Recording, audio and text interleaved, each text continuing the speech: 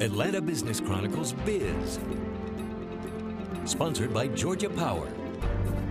And Go Beyond Profit. Good morning and thanks for joining us. We begin with a deal in the fintech sector. Wisconsin-based FISERV has agreed to buy Atlanta-based First Data Corporation in an all-stock deal worth about $22 billion. FISERV provides banks and other financial companies with the technology they need for electronic billing and managing their ATMs. First Data helps businesses process payments at the point of sale and online. The deal could save the combined company $900 million. If approved, it'll close in the back half of the year.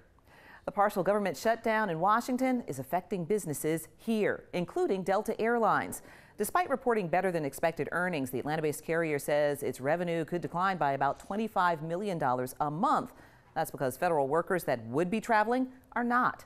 Also, Delta had planned to begin flying new planes at the end of the month, but with FAA inspectors on furlough, the company says they'll likely have to push back the launch of its new Airbus jets. If you've noticed a lot more construction going on in Atlanta, it's not your imagination. The city's increased population and companies moving from the suburbs to Atlanta, well, that's fueling a building boom. Last year, the value of construction permits grew to $5.5 billion. That is a new record. In 2011, the value of building permits hadn't cracked the $1 billion mark.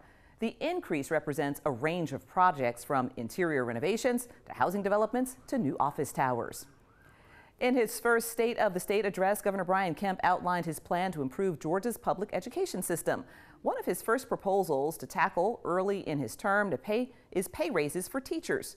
$3,000 a year more for each teacher this next school year. More raises later.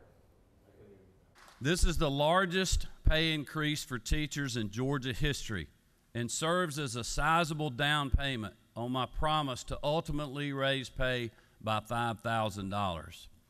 KEMP's asking for $69 million for school safety grants, which would amount to $30,000 for every school in the state to spend as it sees fit to improve safety. He also asked for a mental health counselor in every high school.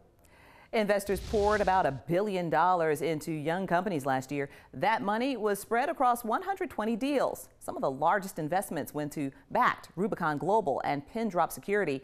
Data from PitchBook and the National Venture Capital Association show that in the fourth quarter, local startups raised more than $625 million. That's up from $72 million during the same time the year before. Oh, the city is sprucing up for Super Bowl 53. All eyes will be on Atlanta.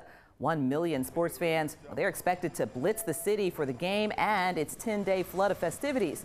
More than 100 venues in downtown, midtown, and Buckhead are being used for Super Bowl events.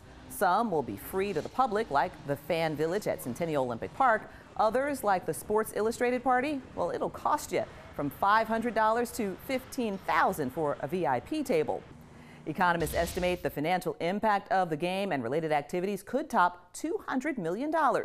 The fact that the 4 teams in the playoffs are not within driving distance of Atlanta could push that number even higher, since fans will have to fly to get here and then book hotel rooms. Atlanta residents are cashing in, renting their homes for up to $10,000 a night.